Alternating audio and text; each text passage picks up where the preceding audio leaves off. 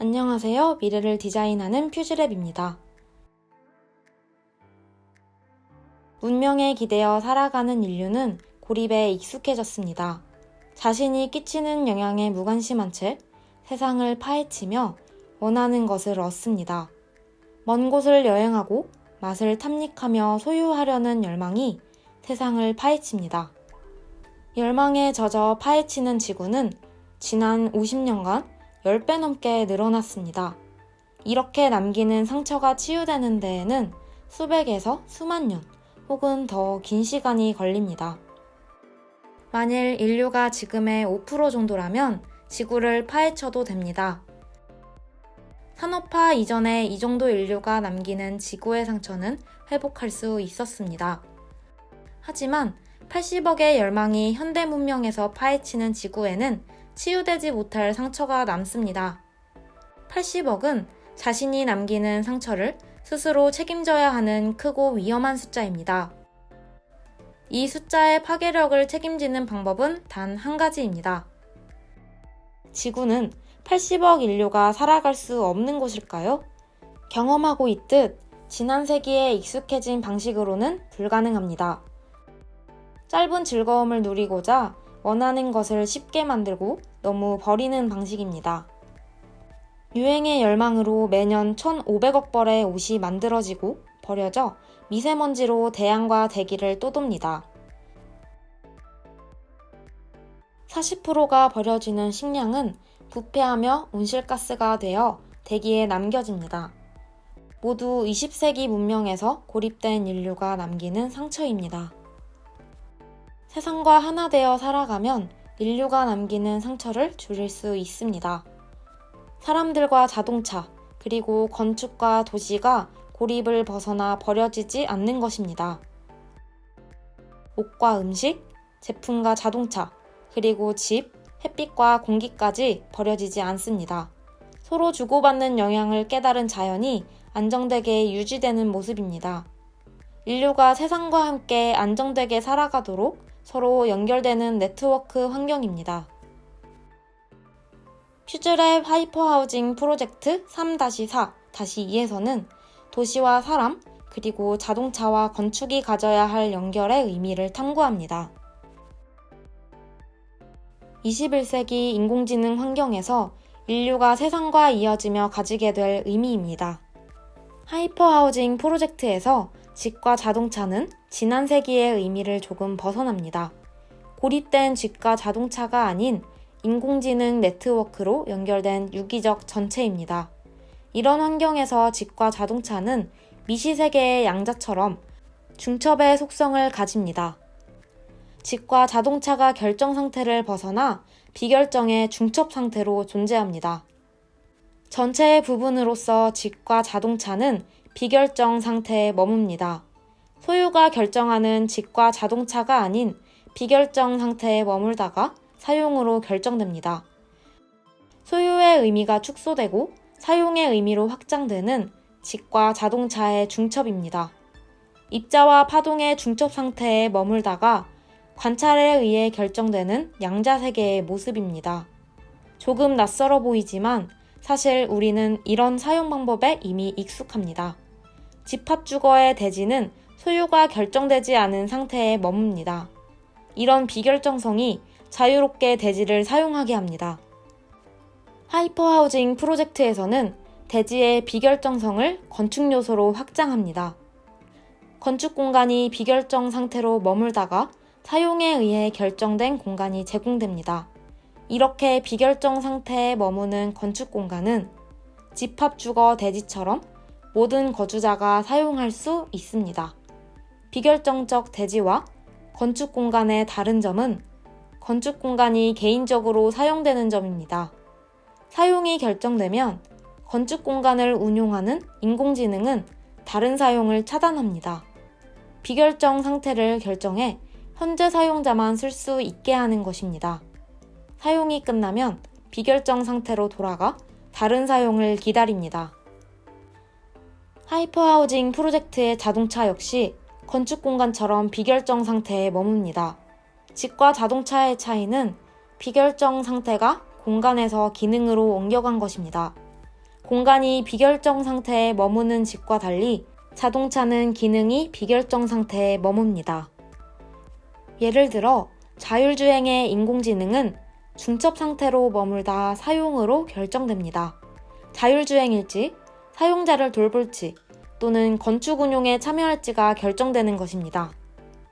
포드의 대량 생산 체제로 자동차는 20세기 도시의 중요한 구성 요소가 되었습니다.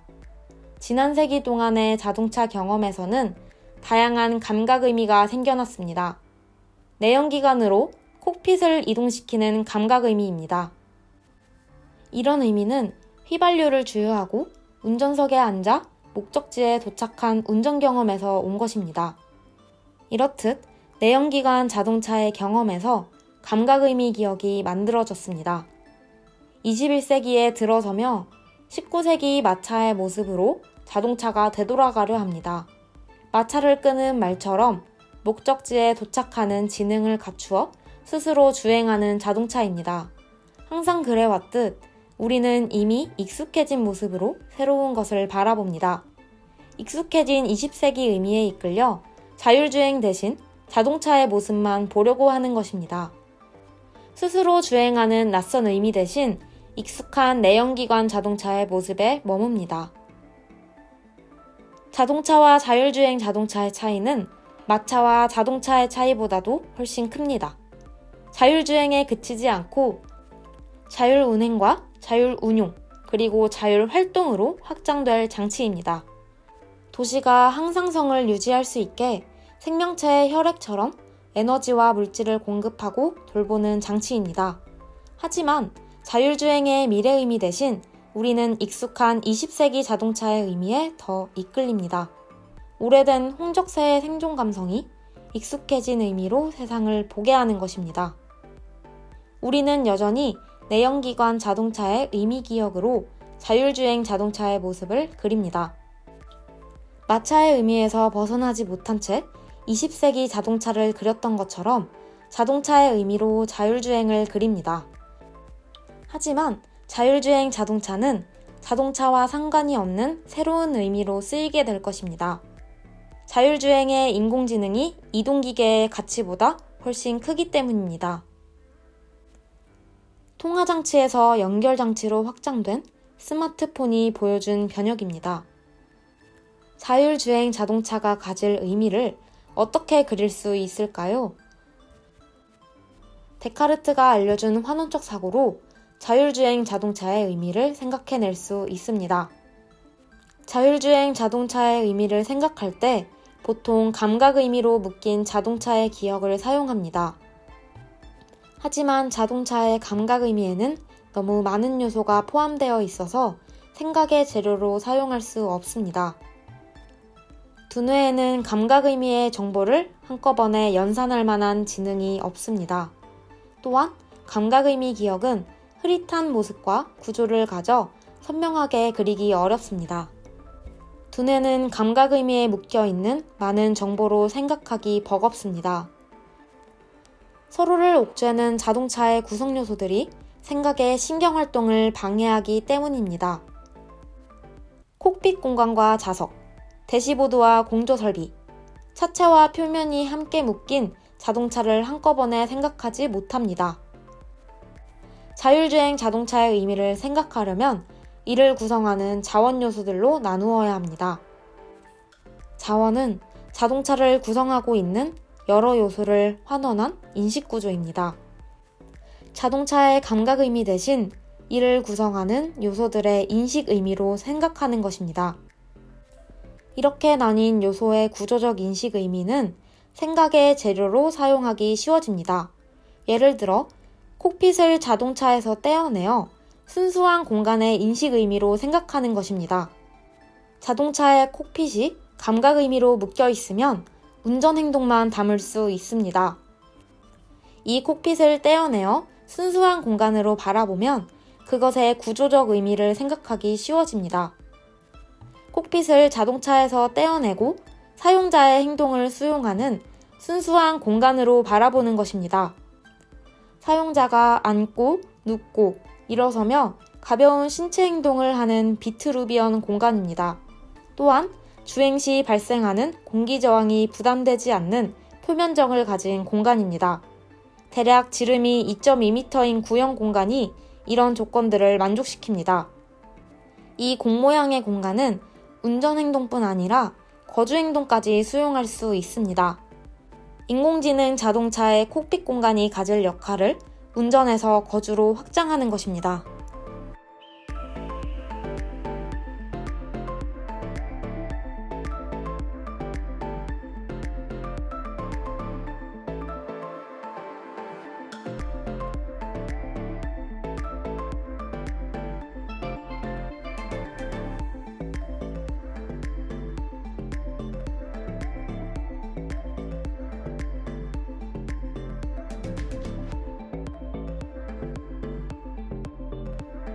미래를 디자인하는 퓨즈랩입니다.